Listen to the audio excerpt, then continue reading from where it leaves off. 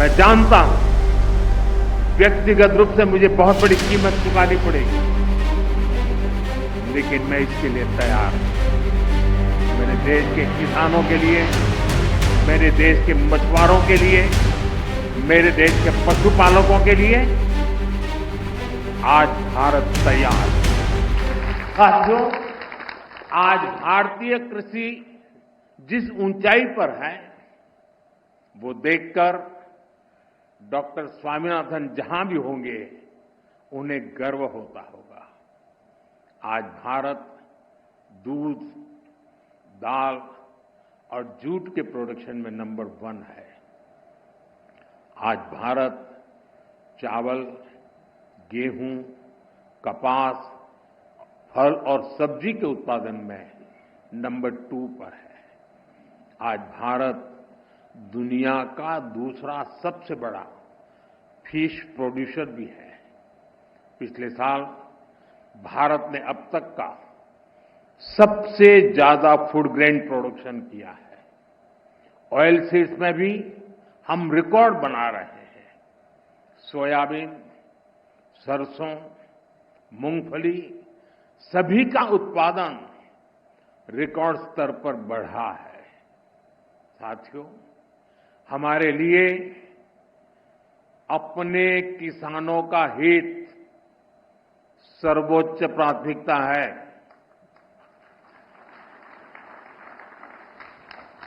भारत अपने किसानों के, पशुपालकों के और मछुआरे भाई बहनों के हितों के साथ कभी भी समझौता नहीं करेगा।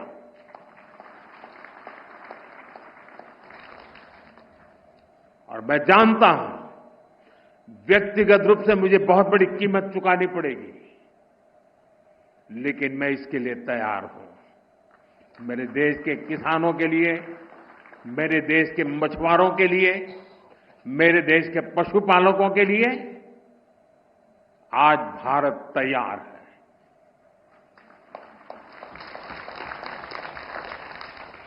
किसानों की आय बढ़ाना, खेती पर खर्च कम करना, आय के नए स्रोत बनाना, इन लक्ष्यों पर हम लगातार काम कर रहे हैं। साथियों, हमारी सरकार ने किसानों की ताकत को देश की प्रगति का आधार माना है।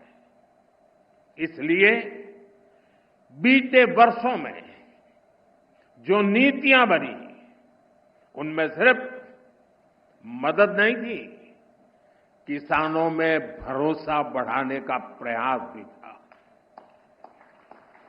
पीएम किसान सम्मान निधि से मिलने वाली सीधी सहायता ने छोटे किसानों को आत्मबल दिया है। पीएम फसल बीमा योजना ने किसानों को जोखिम से सुरक्षा दी है।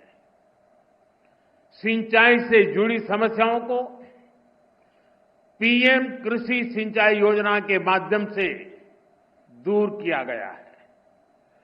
10,000 एफपीओs के निर्माण ने छोटे किसानों की संगठित शक्ति बढ़ाई है।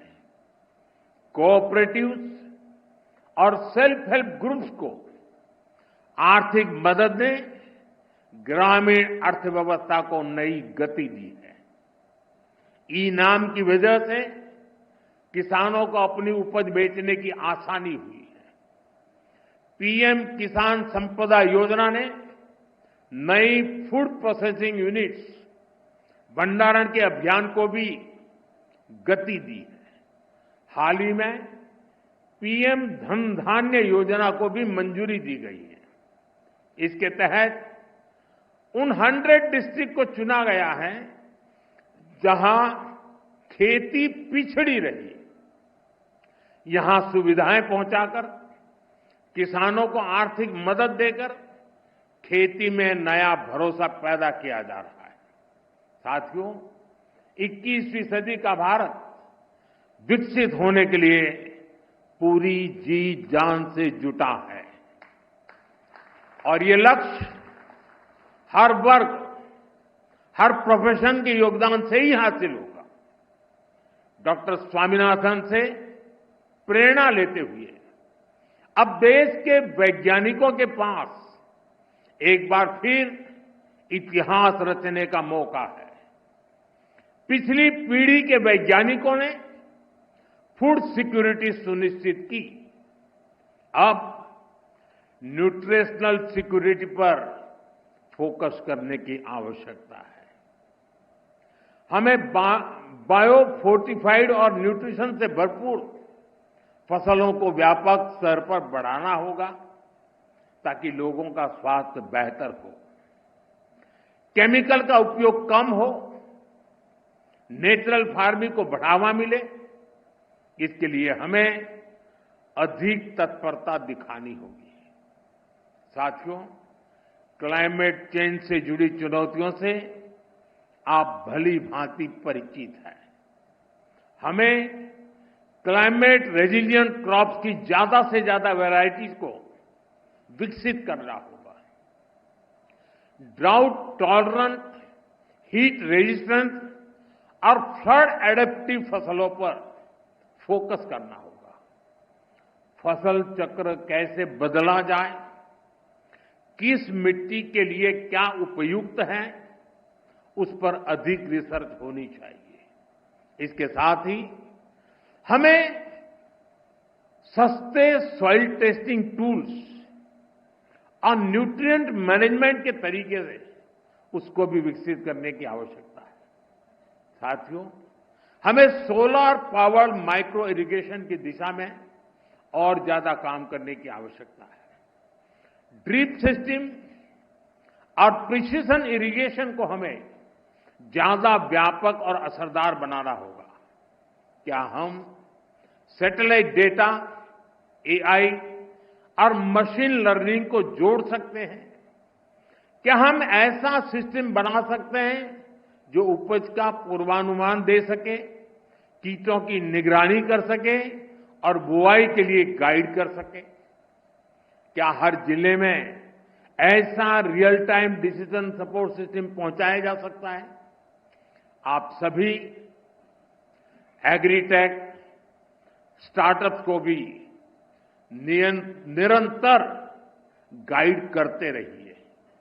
आज बड़ी संख्या में इनोवेटिव युवा खेती की समस्याओं का समाधान निकालने में जुटे हैं।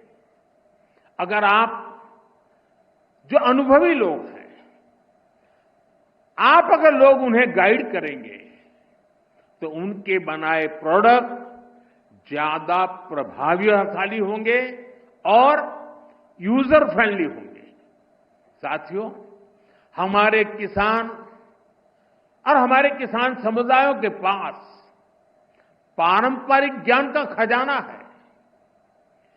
ट्रेडिशनल इंडियन एग्रीकल्चरल प्रैक्टिसेस और मॉडर्न साइंस को जोड़कर एक होलिस्टिक नॉलेज बेस तैयार किया जा सकता है। क्रॉप डाइवर्सिफिकेशन भी आज एक नेशनल प्रायोरिटी है। हमें अपने किसानों को बताना होगा कि इसका क्या महत्व है। हमें समझाना होगा कि इससे क्या फायदे होंगे। साथ ही ये भी बताना होगा कि ऐसा न करने पर क्या नुकसान होंगे। और इसके लिए आप बहुत बेहतर तरीके से काम कर सकते हैं। साथियों, पिछले साल जब मैं 11 अगस्त को यहां पूसा कैंपस में आया था तो कहा था कि एग्रीकल्चर टेक्नोलॉजी को लैब से लैंड तक पहुंचाने के लिए प्रयास बढ़ाएं।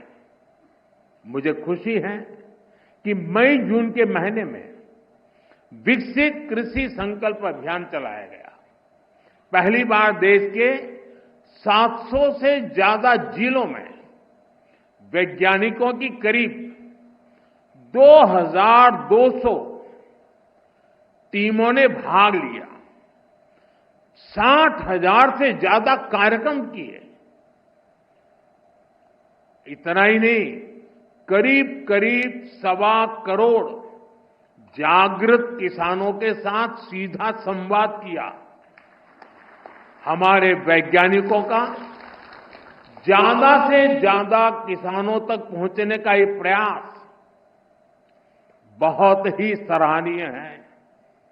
साथियों, डॉक्टर एमएस स्वामीनाथन ने हमें सिखाया था कि खेती सिर्फ फसल की नहीं होती, खेती लोगों की जिंदगी होती है।